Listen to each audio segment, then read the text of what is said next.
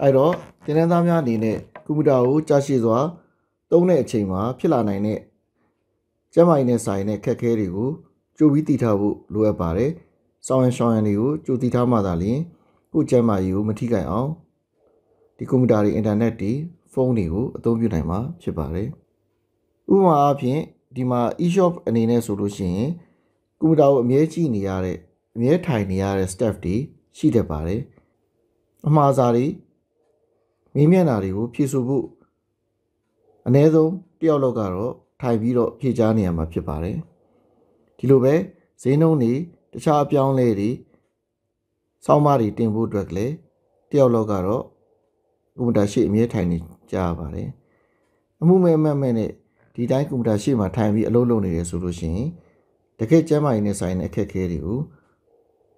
ရှောင်လွှဲမရနိုင်အောင်ကြုံလာရမှာဖြစ်ပါတယ်ဒါကြောင့်ကျမ်းမာရေးနဲ့ဆိုင်တဲ့အသည့်တွေရှိဖို့အတွက်ကိုဒီသင်ခန်းစာတွေမှာထည့်သွင်းပြီးတော့သင်ကြားပေးထားတာဖြစ်ပါတယ်ဒီမှာပေးထားတဲ့နမူနာတွေမှာဆိုလို့ရှိရင် web designer တယောက်ကကျန်းမာရေးနဲ့ဆိုင်တဲ့အခက်အခဲတွေကွန်ပျူတာသုံးတာကြာလို့ဖြစ်လာတဲ့အချိန်မှာဆရာဝန်ကိုပြကြည့်ပါတယ်သူ့ရဲ့ symptom တွေကတော့လက်မောင်းတွေပခုံးတွေနဲ့လည်ပင်းတွေကိုက်ခဲလာတယ်လက်ကောက်ဝတ်တွေကလည်းရှောင်ရမ်းလာတယ်အဲ့လိုဖြစ်ရတဲ့အကြောင်းရင်းကတော့ကြွက်သားတွေကိုအချိန်ချင်းအသုံးပြုတဲ့အချိန်မှာအနားမပြည့်ဘဲနဲ့အသုံးမပြုတဲ့အတွက်ကြောင့်ဒဏ်ဖြစ်လာတာဖြစ်ပါတယ်။ကီးဘုတ်နဲ့အကြာကြီးအလုပ်လုပ်တဲ့ချိန်မျိုးမှာဒီလိုမျိုးခံစားရတတ်ပါတယ်။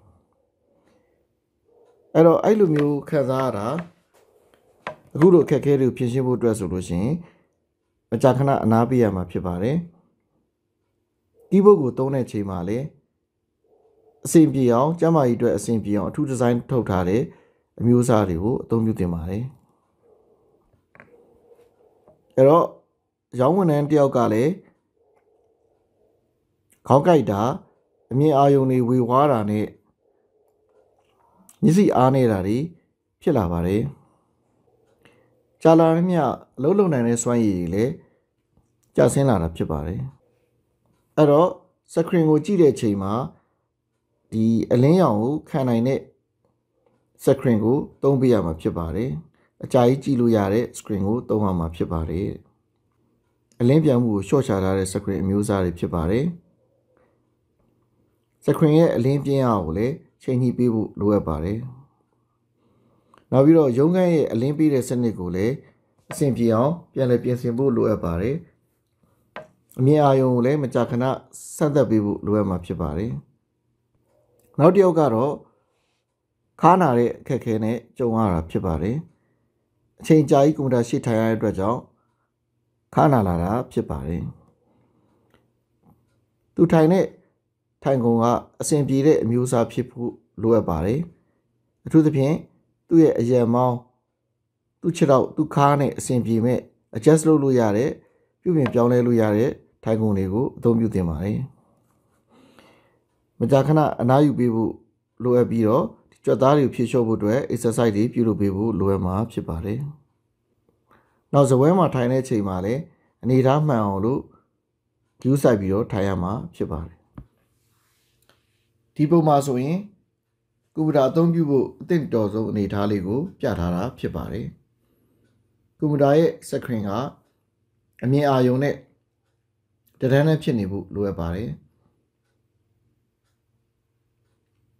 လက်မောင်းတွေဟာစပွဲနဲ့အပြိုင်ဖြစ်နေဖို့လိုအပ်ပါတယ်ထိုင်ကုန်က adjust လုပ်လို့ရပြီးတော့ကိုယ့်ရဲ့ခြေထောက်အနှိမ့်အမြင့်ပုံမူတည်ပြီးတော့အဆင်ပြေအောင်စီမံနိုင်ဖို့လိုအပ်ပါတယ်ဒီမှာတော့စပွဲကုန်က70 cm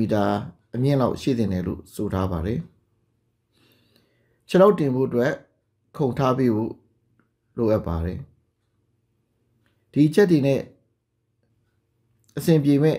အလုပ်ခွင့်ဖြစ်လာအောင် MD ကဆောင်ရွက်ပေးဖို့လိုအပ်ပါတယ်ဒီမှာတော့စာလုံးကြီး280တဲ့အတွင်းမှာရှိတဲ့ဒီညွှန်ကြားချက်တွေပေးဖို့အတွက် assignment သဘောမျိုးပေးထားပါတယ် ဒီစာတိုလေးတွေကိုဝန်ထမ်းတွေကိုပေးပို့ပြီးတော့သူတို့ကျန်းမာရေးအသိရှိလာအောင်ညွှန်ကြားရမှာဖြစ်ပါတယ်။နောက်ဒီသူတို့ရဲ့အလုပ်ခွင် environment အဆင်ပြေဖို့အတွက် MD ကို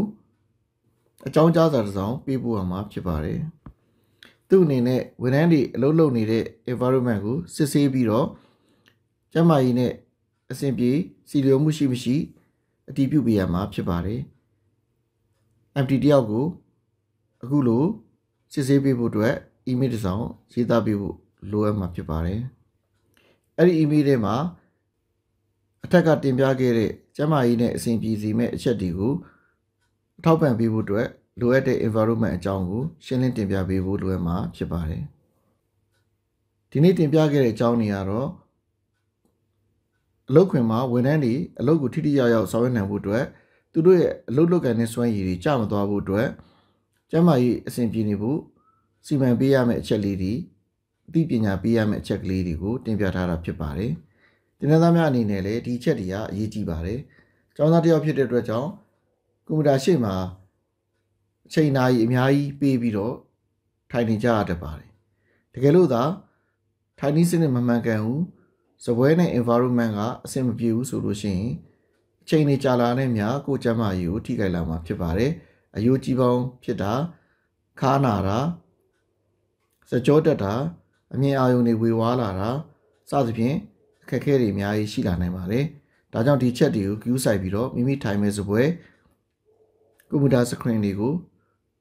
ပြုပြင်ဖန်တီးပေးပါလို့အကြံပြုလိုပါတယ်။အားလုံးကိုကျေးဇူးတင်ပါတယ်။